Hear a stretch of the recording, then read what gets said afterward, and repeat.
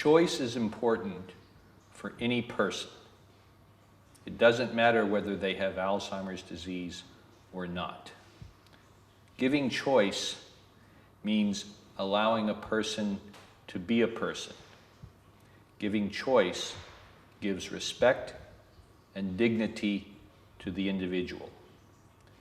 Giving choice allows us to be human as well when we interact with the person with dementia. Giving choice gives life. When you see a problematic behavior, the first question you must ask is, why is this happening? The answer cannot be because they have dementia. This is a circular argument. Why is this happening? Because they have dementia. How do we know they have dementia? Because this is happening. We must ask, what would cause a person to do this thing? What is the human motivation for the behavior? Behavior is not random. We may not be clever enough to figure out the answer, but there's always a reason. Next, they must ask, who is this person? How can we understand their motivation if we don't understand who they are, their background, their interests, their history? We must understand the context of the behavior. Where does this take place? When does this take place? What happened before? What happened after? We must understand exactly what the problem is. What are they doing that causes stress? Then we can begin to ask the next series of questions.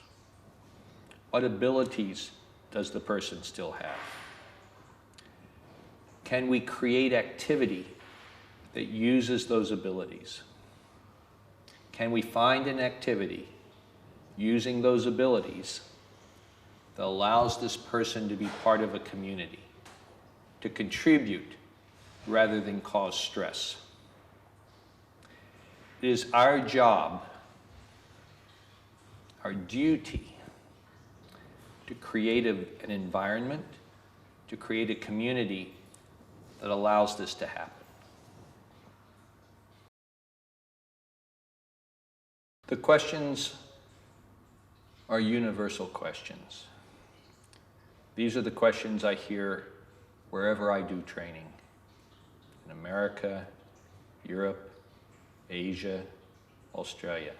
The questions involve behaviors that are driven often by fear. A person with dementia will ask, where is the bathroom? They may ask this many times, but they may know where the bathroom is already. Why are they doing this? Why would a person keep asking the same question over and over when they already know the answer? The true answer is the usual one. They need something. They need reassurance. They need attention. They need social contact.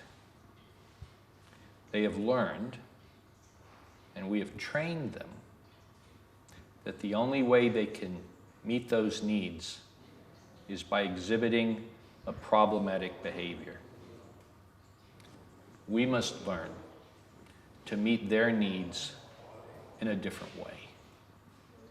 We do this by giving them meaningful activity, a reason to wake up in the morning, and a role in a community. It is important to demonstrate that by treating persons like persons, by using the techniques that we train, we are able to influence the behavior of the residents in a positive way, and, very importantly, to have a positive influence on the system. Creating a good quality of life is creating a good product. We need to raise the standard of the industry. We need to create environments, residences, businesses that are more competitive, that are more successful because they do the right thing, because they create a better quality of life, because they have a better product. We also need to create a market, a consumer who demands more, who expects more from this industry. Everyone wins when the resident is put first. It's a better job for the worker. You will have less turnover. It's a better place to live for the resident. They will sleep at night. They will enjoy themselves during the day. It's a better job for the executive director. It's easier to market because you're telling the truth, and it's a good product. There is no downside to doing the right thing. It does not cost more money. You will save money. You will make more money. You will have happier customers. All that's required is a different way of thinking.